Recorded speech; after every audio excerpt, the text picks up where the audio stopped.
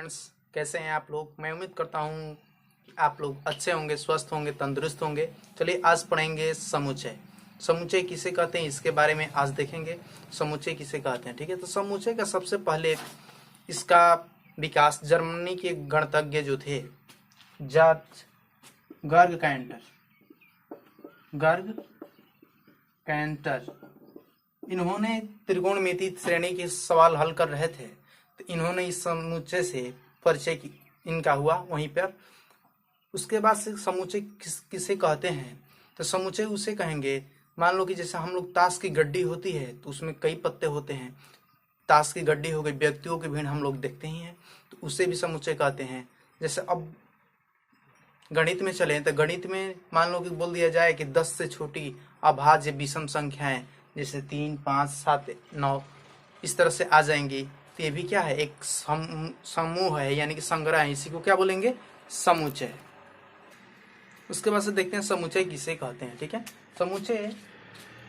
समुच्चय का दूसरा नाम कुलक भी है। समुच्चय अथवा कुलक, इंग्लिश में इसे सेट बोलते हैं। इसकी परिभाषा क्या हो जाएगी, तो वस्तु, ये क्या है, संग्रह होता है इसमें, है ना। तो वस्तुओं का सुपरिभाषित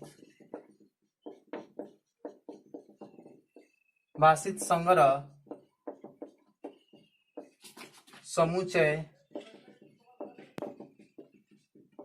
अथवा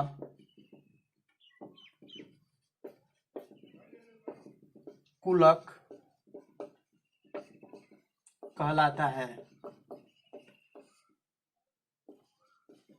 आखिर में बात आती है सुपरिभाषित संग्रह मीन्स क्या। सुपरिभाषित संग्रह का अर्थ यह होता है कि सुनिश्चित हो, जो वस्तु सुनिश्चित होनी चाहिए, सुनिश्चित तथा सुस्पष्ट। क्या, सुस्पष्ट। सुनिश्चित का अर्थ यह होता है कि सुनिश्चित यानी कि वह वस्तु उस संग्रह में उपस्थित है या नहीं है, ठीक। सुस्पष्ट का अर्थ यह होता है कि वह वस्तु, कोई भी वस्तु है, एक बार से अधिक नहीं होनी चाहिए, यानी कि वह जो दो वस्तु हैं उनमें से दोनों सेम है तो एक ही होना चाहिए, ठीक है। इसके बाद से बात आती है कि समुच्चय को प्रदर्शित किससे कहते हैं, तो समुच्चय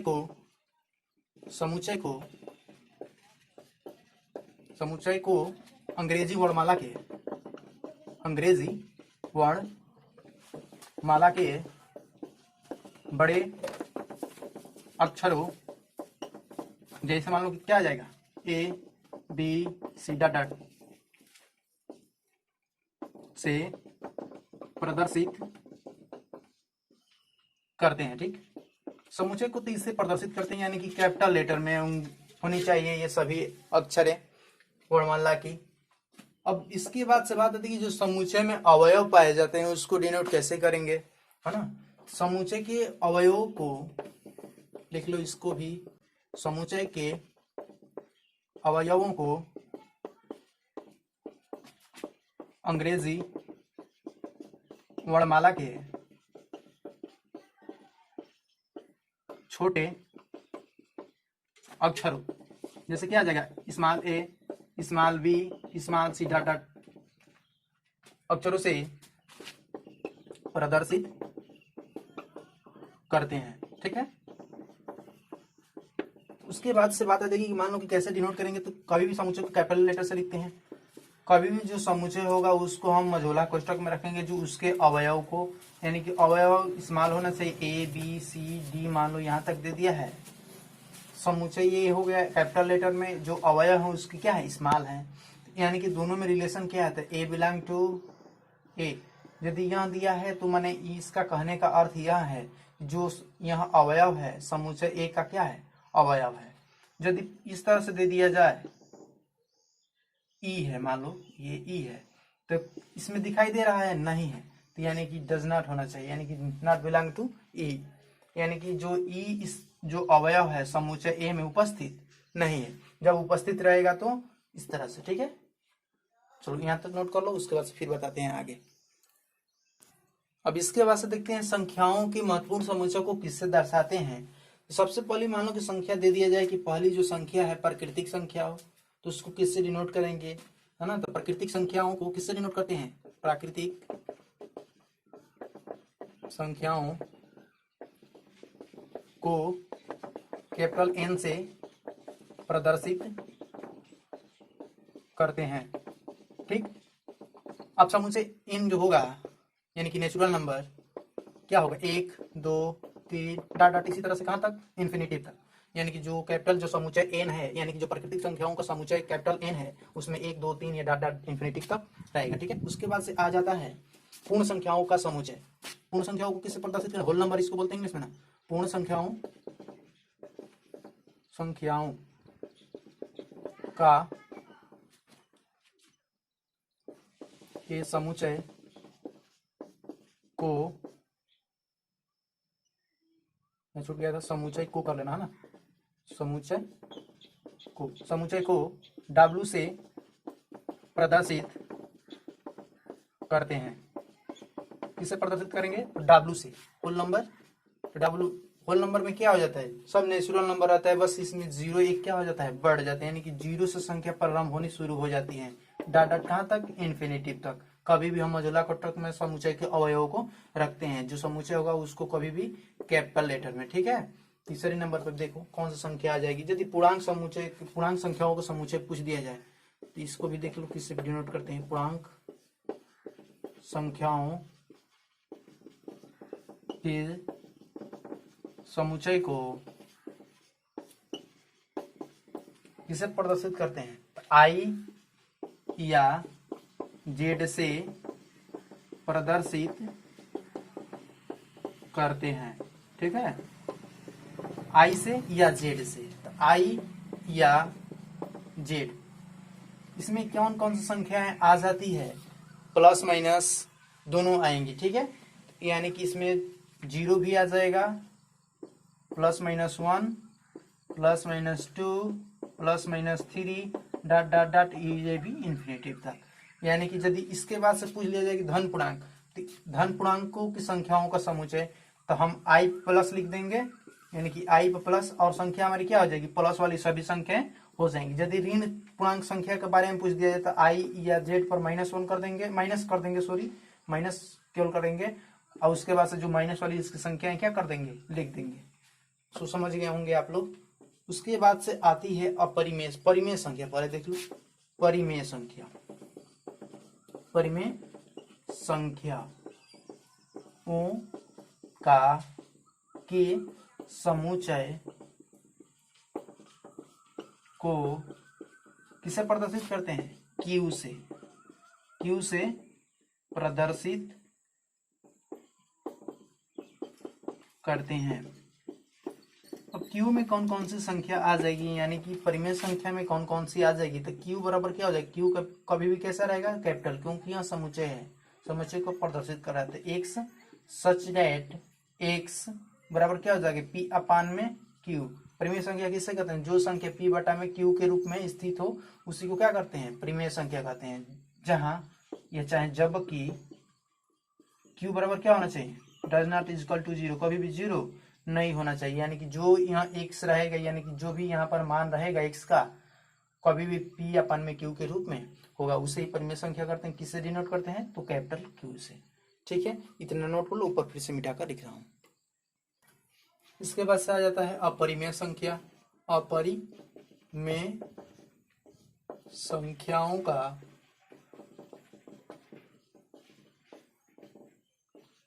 समुच्चय को किसे डिनोट करते हैं, तो कैपिटल T से, ठीक है, कैपिटल T से प्रदर्शित करते हैं,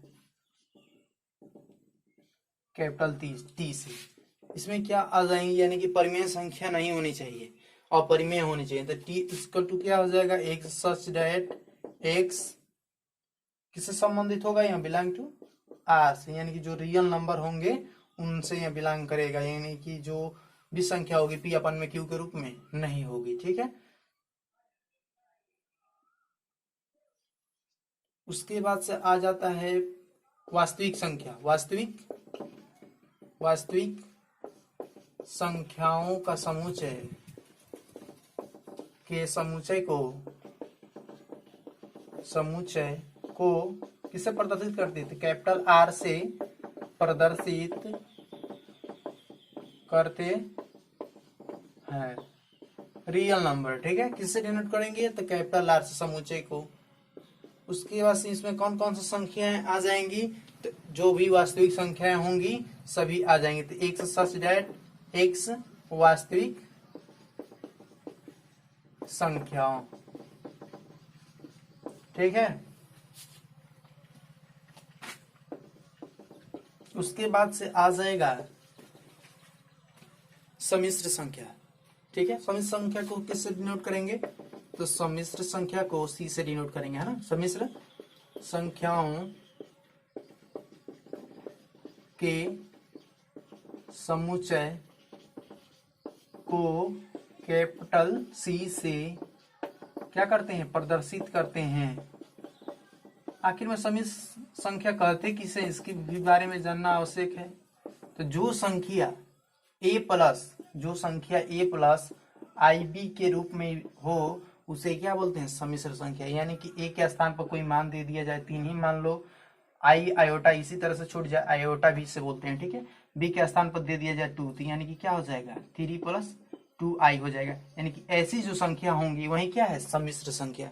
ठीक है, उसके बाद से देख लो इसमें क्या कौन सी कैसे आ जाएंगे। तो कभी भी इसको कैपिटल लेटर में सी को रखेंगे। कैपिटल सी बराबर क्या हो जाएगा? X such that x blank to क्या हो जाएगा? A plus i b. यानी कि जो भी संख्या होंगी ए प्लस आई बी के रूप में होंगी उसे ही सम्मिश्र संख्या कहेंगे। यानी कि सम्मिश्र संख्या को ऐसे ही दर्शाते हैं। ठीक है, उसके बाद से हम पढ़ेंगे अब इसका निरूपण कैसे करते हैं। ये सब याद कर लेना, जिससे आगे आने वाले जो गुण विधि होगी उसमें इनका बहुत महत्वपूर्ण योगदान है लिखने के लिए। यानी कि बड़ी संख्याओं को छोटे में लिखने के लिए गुण विधि का प्रयोग किया जाता है, तो इसको लिखने के लिए छोटे रूप में इसका प्रयोग किया जाएगा, कैपिटल आर जो भी हो। अब देखेंगे समुच्चय का निरूपण। समुच्चय को निरूपित करने के लिए 2 विधियां है। कौन कौन सी? तालिका विधि, रोस्टर विधि। दूसरे नंबर पर आ जाएगी गुण विधि या समुच्चय निर्माण विधि, है ना। चलो इसके बारे में, समुच्चय को निरूपित करने के लिए, समुच्चय को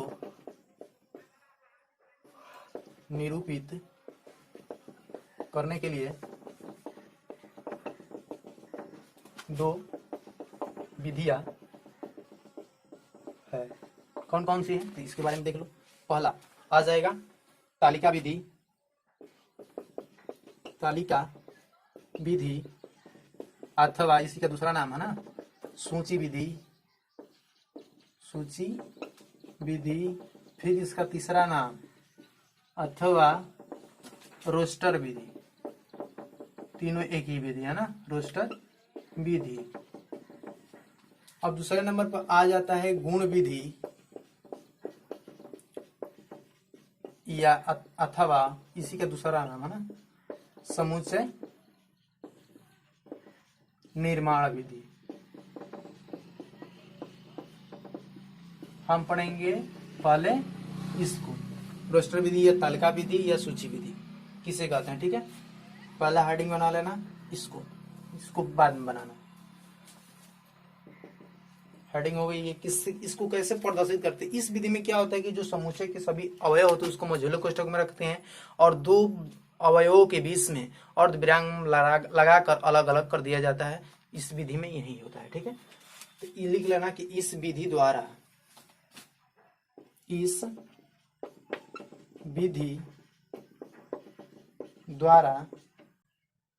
उस समुच्चय के समस्त अवयवों को मझोले कोष्ठक, मझोला कोष्ठक कैसे बनता है? मझोले कोष्ठक कैसा होता है? तो ऐसे, है ना। मझोले कोष्ठक के अंदर प्रत्येक 2 अवयवों के बीच प्रत्येक 2 अवयवों को इस तरह से अलग अलग करने के लिए के लिए उनके बीच में अर्धविराम यानी कि कामा अर्धविराम लगा दिया जाता है। जैसे में बोल दिया जाए समूचे कोई एग्जाम्पल के तौर पर देख लो, जैसे बोल दिया जाए कि जो वर्णमाला के वावेल हैं उसको एक साथ रखें तो कैसे लिख सकते हैं उसको।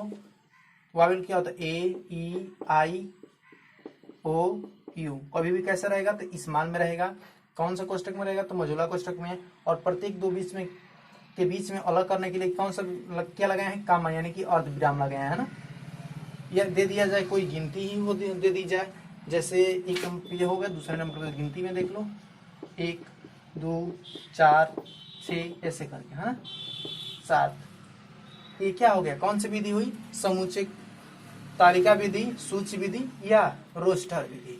अब इसके बाद से पढ़ेंगे कौन से, गुण विधि या समुच्चय निर्माण विधि। अब इसके बाद से दूसरे नंबर पर आ जाता है गुण विधि या समुच्चय निर्माण विधि। तो इसमें क्या होता है कि जो उसके अवयव है, इस विधि में जो समुच्चय के अवयव हैं उसके गुण विशेष को निर्दिष्ट किया जाता है, प्रदर्शित किया जाता है कि कैसे वो कैसे प्रकृति के हैं, कैसे गुण के हैं, यानी कि उनके गुण के बारे में बताया जाता है ना। तो इसको इसमें भी लिख लो। इस विधि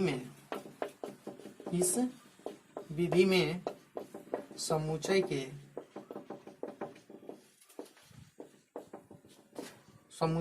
को कर देना है ना, समुच्चय को उसके अवयवों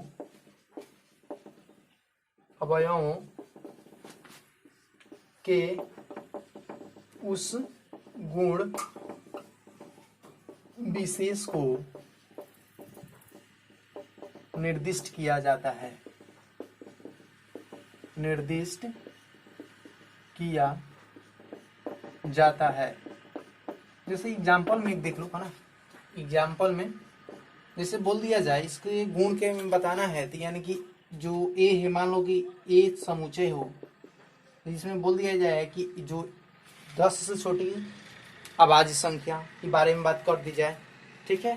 तो इसमें क्या हो जाएगी कि जो x होगा x सच दैट x है ना, उसके बाद से हम क्या कहेंगे, जो x है जहां x बराबर क्या होना चाहिए, x जो 10 से क्या होना चाहिए, छोटा होना चाहिए, 10 से छोटी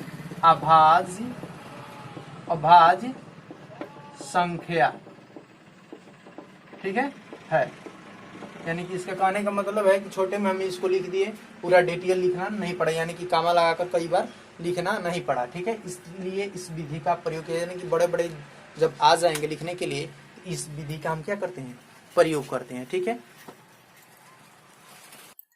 यदि आप लोगों को वीडियो अच्छी लगे हैं तो चैनल को सब्सक्राइब कर लीजिएगा। यदि ये तो आप लोगों के ऊपर डिपेंड करता है कि वीडियो अच्छी लगी या नहीं लगी, आप कमेंट सेक्शन में जरूर बताइएगा। यदि अच्छी लगे तो हमारे चैनल को सब्सक्राइब कर लीजिएगा, लाइक और अपने दोस्तों के साथ शेयर जरूर कीजिएगा। धन्यवाद।